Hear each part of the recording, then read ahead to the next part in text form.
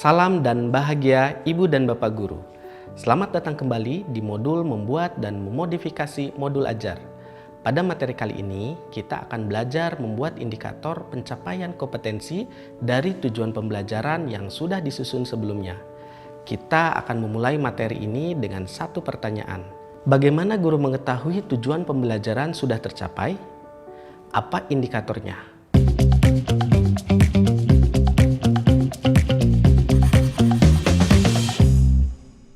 Selesai membahas satu materi, saya biasanya menggunakan latihan soal di buku teks untuk uji pemahaman. Kemudian dilanjut dengan kuis. Kalau nilai anak-anak bagus, berarti sudah tercapai. Saya memberikan kebebasan kepada anak. Mereka bisa mengerjakan tugas yang saya berikan dengan caranya masing-masing. Jika kompetensi yang akan dicapai adalah menceritakan kembali, mereka bisa mengerjakan dalam bentuk komik, puisi, lagu, atau video. Lalu kalau mereka harus bekerja dalam kelompok, biasanya saya kelompokkan berdasarkan minat dan kemampuan literasi mereka. Kalau materinya memungkinkan, biasanya saya bikin proyek. Bisa proyek mandiri atau proyek kolaborasi. Tapi disesuaikan lagi dengan waktunya. Kalau tidak cukup, biasanya dengan kuis saja.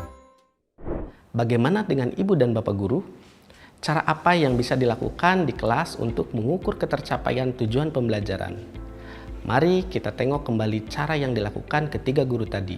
Cara yang dilakukan Bu Belen akan tepat jika kompetensi yang ingin dicapai pada TP-nya adalah berupa pemahaman. Namun, jika tujuan pembelajarannya adalah mengaplikasikan atau mendemonstrasikan, maka kurang tepat jika pengukurannya dengan latihan soal.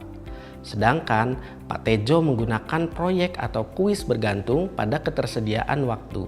Namun, kompetensi yang diukur pada proyek belum tentu bisa juga diukur dengan kuis. Ini adalah dua alat ukur yang tujuannya berbeda. Penentuannya bukan pada ketersediaan waktu, melainkan tujuan pembelajarannya. Sedangkan Pak Bahar melihat kembali pada kompetensi yang mau diukur. Ia memberikan kebebasan kepada muridnya untuk menentukan sendiri bentuk tugasnya. Muridnya bisa membuat komik, lagu, video, atau karya lain yang bisa dipakai sebagai media bercerita. Karena kompetensi yang mau diukur adalah kemampuan menceritakan kembali. Dengan pengelompokan murid berdasarkan minat atau kemampuan literasinya, Pak Bahar juga dapat memberikan diferensiasi instruksi berdasarkan kebutuhan murid. Ibu dan Bapak Guru, seperti yang sudah diketahui, kita memiliki capaian pembelajaran atau CP sebagai acuan kompetensi akhir di suatu fase. Capaian pembelajaran ini kemudian kita turunkan menjadi tujuan pembelajaran atau TP yang bertahap. Lalu bagaimana kita memastikan bahwa TP sudah tercapai? Disinilah perlunya kita menentukan indikator keberhasilan atau indikator pencapaian kompetensi. Indikator pencapaian kompetensi diturunkan dari tujuan pembelajaran. Contohnya, tujuan pembelajaran untuk mata pelajaran SD di fase A berikut. Kemudian kita turunkan menjadi indikator berikut. 1. Mengelompokkan gambar dan menentukan bersisa atau tidak. 2. Menentukan bilangan ganjil atau bilangan genap dari sebuah bilangan. Indikator ini kemudian diukur dengan asesmen. Bisa berupa formatif atau sumatif. Dengan menentukan indikator akan memudahkan kita dalam menentukan alat ukur saat merancang asesmen pembelajaran. Setelah menentukan indikator, kita perlu merancang metode pengajaran yang akan dipakai untuk mencapai indikator tersebut. Misalnya, mulai aktivitas kelompok, menggunakan alat bantu, presentasi, diskusi, kemudian latihan mandiri. Dalam satu tujuan, pembelajaran bisa saja diturunkan menjadi beberapa indikator yang merupakan langkah mencapai suatu kompetensi. Misalnya, dalam pembelajaran bahasa Indonesia, tujuan pembelajarannya adalah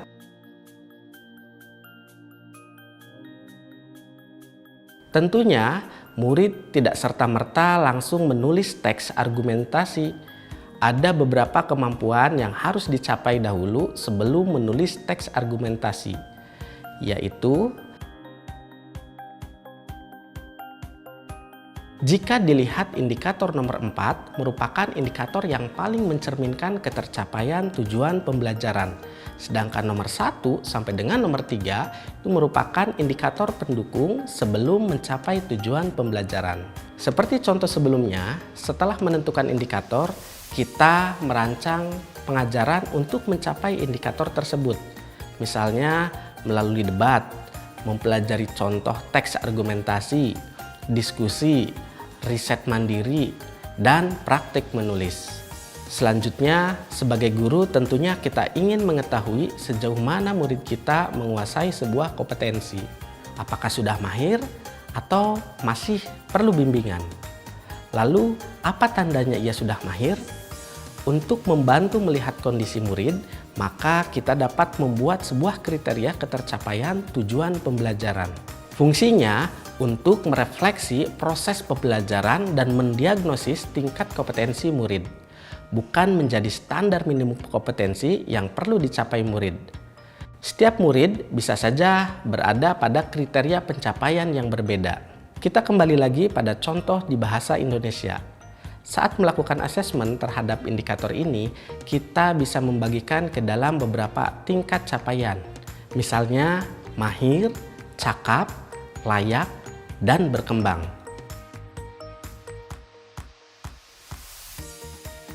Pengelompokan ini kemudian dibuat menjadi rubrik. Misalnya, ada beberapa aspek yang mau diukur dari hasil menulis teks argumentasi, yaitu gagasan, organisasi dan struktur teks, serta bahasa. Kemudian dibuatlah masing-masing kriteria untuk setiap aspek ini. Dikatakan mahir jika gagasan dapat dipahami pembaca, memiliki ide pendukung yang kuat, penulis mengikuti pedoman umum ejaan bahasa Indonesia atau PUEB, dan struktur teks lengkap. Dikatakan berkembang jika gagasan masih sulit dipahami oleh pembaca, penulis belum mengikuti PUEB dan hanya memuat 2 bagian dari struktur teks. Masing-masing kriteria ini kita lengkapi sehingga menjadi rubrik yang utuh. Dengan begitu, kita dapat memiliki data atau informasi tingkat penguasaan muridnya. Kriteria ini bisa berupa data kualitatif, bisa juga menjadi angka kuantitatif seperti nilai produk, nilai kuis, nilai praktik, dan sebagainya. Bergantung pada karakter, tujuan pembelajaran, aktivitas pembelajaran, dan asesmen yang dilaksanakan. Saat kita melakukan asesmen, sangat mungkin murid memiliki kemampuan yang berbeda di tiap aspek. Misalnya, untuk aspek gagasan, murid mencapai tingkat capaian mahir. Tapi dalam teksnya, kita masih menemukan banyak tulisan dan ejaan yang tidak sesuai dengan PUEB. Data-data ini perlu kita dokumentasikan dengan baik. Contohnya bisa dalam bentuk catatan anekdotal, sehingga kita dapat menentukan tindak lanjut yang sesuai. Salah satu contoh tindak lanjut yang dapat dilakukan adalah mendampingi murid untuk menulis dan diberikan umpan balik langsung oleh guru. Atau tindak lanjut lewat asesmen teman sebaya, di mana murid saling bertukar tulisan dan memberikan umpan balik. Data tingkat kompetensi atau tingkat penguasaan murid terhadap tujuan pembelajaran yang terdokumentasi dengan baik dapat menjadi bahan refleksi dan evaluasi untuk memperbaiki proses pembelajaran. Misal, kita mendapatkan data mayoritas murid berada pada kriteria berkembang dan layak. Ini bisa menunjukkan bahwa metode belajar yang dilakukan belum efektif. Bagaimana Ibu dan Bapak Guru? Apakah sudah memahami mengenai indikator dan kriteria pencapaian tujuan pembelajaran? Yuk kita ulas kembali apa yang sudah dipelajari. Bermula dari CP, diturunkan menjadi ATP dan TP. Kemudian TP dibuat dalam indikator-indikator pencapaian. Indikator diukur dengan asesmen, bisa formatif atau sumatif. Indikator yang paling mencerminkan tujuan pembelajaran dibuatkan kriteria ketercapaiannya. Kriteria ini menjadi alat guru melihat tingkat kompetensi, bukan menjadi kompetensi minimum. Data yang diberikan menjadi bahan refleksi dan evaluasi guru. Sekarang, mari Ibu dan Bapak Guru siapkan kembali ATP yang sudah dibuat pada materi sebelumnya dan mencoba untuk merumuskan indikator pencapaian kompetensinya. Selamat belajar dan mencoba Ibu dan Bapak Guru hebat. Salam dan bahagia.